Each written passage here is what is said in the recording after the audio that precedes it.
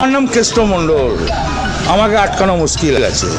আমি মায়ের দুধ খেয়ে মানুষ হয়েছি। বীরের সম্মান দিয়ে ওকে জেল থেকে বের করে আনবেন, ঠিক আছে? এই মানসিকতায় তৈরি থাকুন। অবশেষে জামিন পেয়েছেন অনুব্রত মণ্ডল। মেয়ের পর এবার তিহার থেকে মুক্তি পাবেন অনুব্রত মণ্ডল।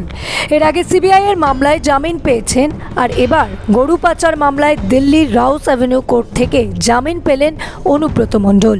2022 সালের 11ই আগস্ট গরু পাচার মামলায় গ্রেফতার হন অনুব্রত মণ্ডল। শুক্রবার দিল্লির রাউস অ্যাভিনিউ আদালত থেকে 10 লক্ষ টাকার ব্যক্তিগত বন্ডে জামিন পেয়েছেন তিনি। আমার নাম কেষ্ট মণ্ডল। আমাকে আটকানো মুশকিল আছে। আমি মায়ের দুধ খেয়ে মানুষ হয়েছি। তবে কখন বেরোবেন অনুব্রত মণ্ডল তা এখনও সুনিশ্চিত নয়। সূত্রের খবর, অনুব্রত জামিনের লিখিত নির্দেশ এখনও আসেনি। মূলত বেল বন্ড ভেরিফিকেশন চলছে। নিয়ম অনুযায়ী তিহার জেলের কয়েদিদের রোল কল হয় প্রত্যেক দিন বিকেল 5টায়। তারপরেই জামিন পাওয়া কয়েদিদের মুক্ত করা হয়। এখনও পর্যন্ত আদালতের নির্দেশ হাতে না আসায় আইনজীবীরা মনে করছেন সোমবার তিহার থেকে বেরোতে পারেন অনুব্রত। তিহার থেকে বেরিয়ে সোজা কলকাতায় ফিরবেন অনুব্রত। তবে কালীঘাটে এসে দিদির পা ছুঁয়ে প্রণাম করবেন কিনা তা এখনও নিশ্চিত নয়। 2022 সালের 11ই আগস্ট গরু পাচার মামলায় বীরভূমের নিচুপট্টির এই বাড়ি ঘিরে ফেলে দোর্দণ্ড প্রতাপ তৃণমূল নেতা অনুব্রত মণ্ডলকে গ্রেফতার করেছিল সিবিআই।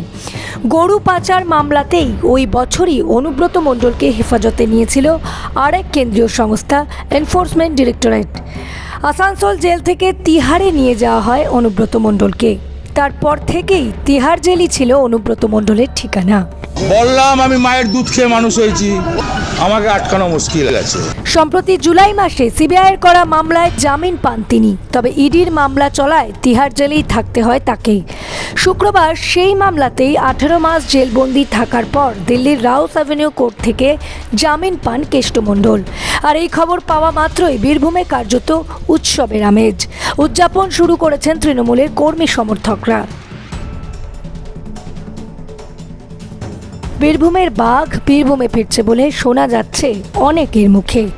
এর ফলে লালমাটির জেলার রাজনৈতিক প্রভাব কতটা পড়বে সেটাই দেখার। Bureau report, revolution Bengal. আমার নাম কেষ্ট মণ্ডল। আমাকে আটকানো মুশকিল আছে। আমি মায়ের দুধ খেয়ে মানুষ হয়েছি। যতদিন কেষ্ট ফিরে না আসছে, লড়াই আরো 3 গুণ বাড়বে। বীরের সম্মান দিয়ে ওকে জেল থেকে বের করে আনবেন, ঠিক আছে? এই মানসিকতায় তৈরি থাকুন।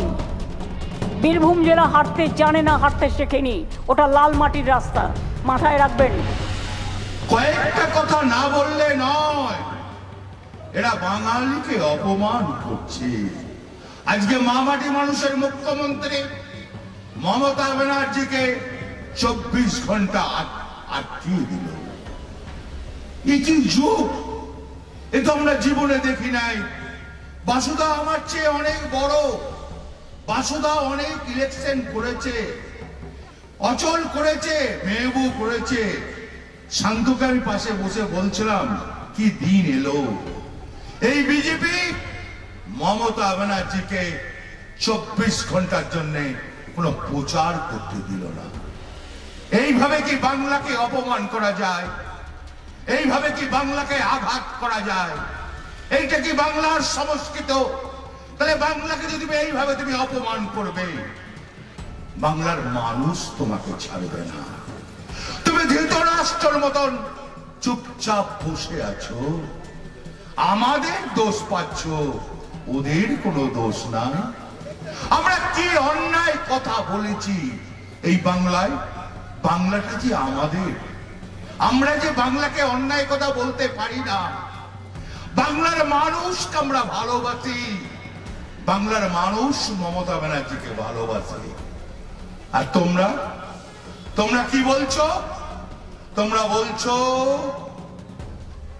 4 জন কেন মরল, 8 জন কেন মরল না?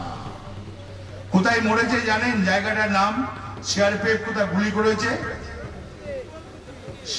জানেন? শীতলকুচি। কি বলছে বিজেপির প্রেসিডেন্ট? 4 কেন? প্রত্যেক বুথে বুথে শীতলকুচি হবে। হায় রে ভগবান, এ আল্লাহ, তুমি কি দেখতে পাচ্ছ না মূর্খের মতন ব্যবহার, এ কি বলা যায়? এরা মানুষ নয়, এরা খেপে গেছে। বলছে শীতল কুচির মতন আরো মানুষ মরা হবে। হ্যাঁ, বাংলার জন্য আমরা মরতে রাজি আছি, বাংলাকে বাঁচাবার জন্য মরতে আমরা রাজি আছি। বাংলায় কি আবার স্বাধীনতা আনতে হবে? বাংলাকে কি আবার স্বাধীনতার মানুষ দেখতে হবে? তাই শীতল কুচির মতন সিআরপিএফ এর হাতে গুলি হতে হবে? কি অন্যায় তুমি বলবে না? তুমি বলছো 400-500 লোক তারা ঝামালি করেছিল। এখনকার যুগে কি ইলেকট্রনিক মিডিয়া আছে? তুমি একটা ফুটেজ দেখাও যে 500-600 লোক জমায়েত হয়েছিল। তুমি কোনো ফুটেজ দেখাতে পারছো না। তোমার লজ্জা লাগে না? তোমার লজ্জা লাগা দরকার প্রধানমন্ত্রী।